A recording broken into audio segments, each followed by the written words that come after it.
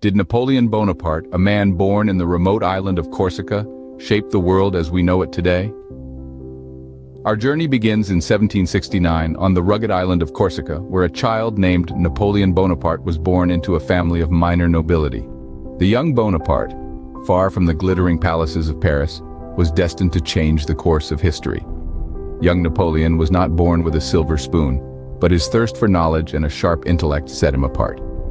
His journey towards greatness began when he was sent to mainland France for his education, where he developed an interest in military strategy. As the winds of the French Revolution stirred, Napoleon, a promising artillery officer, rose through the ranks. His strategic brilliance and leadership qualities shone in the face of adversity, gaining him recognition and respect. In 1799, seizing an opportunity, Napoleon stepped into power through a coup d'état, becoming France's first consul. This marked the beginning of a new era, setting the stage for the rise of one of history's most iconic figures. Napoleon's ambition didn't stop at being first consul. He had his eyes set on the throne. In 1804, the ambitious Corsican crowned himself Emperor of France, sweeping away centuries of monarchy with a single, audacious act. His reign saw a series of successful military campaigns that significantly reshaped the landscape of Europe. His victories were as grand as they were numerous. Who could forget the Battle of Austerlitz in 1805? A masterstroke of military strategy that solidified Napoleon's place in the annals of history. But his reign wasn't just about military might.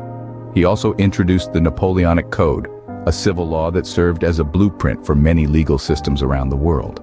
But not all invasions were successful, and the disastrous campaign in Russia in 1812 marked a turning point. The emperor's once unassailable aura of invincibility began to crack, setting the stage for his eventual downfall. The failed Russian invasion triggered a series of events that would eventually lead to Napoleon's downfall. This watershed moment was followed by the Battle of Leipzig in 1813, also known as the Battle of the Nations. It was a severe blow to Napoleon's forces, significantly weakening his rule and leading to his first exile to the island of Elba. But Napoleon, ever the fighter, wasn't finished yet. He made a dramatic comeback during a period known as the 100 Days, briefly returning to power in a desperate bid to regain his former glory. However, this was not to last. His final defeat came at the Battle of Waterloo, a crushing loss that marked the end of his rule and his military career. After Waterloo, Napoleon was exiled to the remote island of St. Helena, a far cry from his former glory. Here, on this isolated island in the South Atlantic, the once mighty emperor lived out the rest of his days, a mere shadow of the man who once held Europe in his grasp.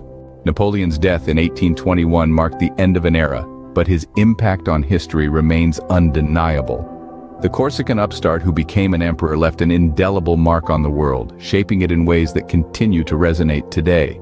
His contributions to law and education, for example, are profound.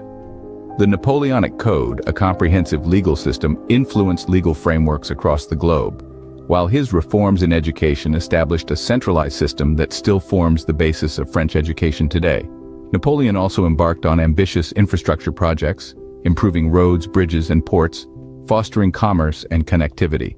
However, his legacy isn't without controversy. Critics argue that the cost of his wars was too high, both in terms of lives lost and economic impact. His autocratic rule, too, is a subject of debate.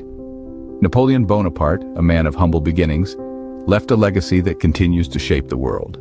But was it a legacy of progress or a legacy of war and autocracy? The answer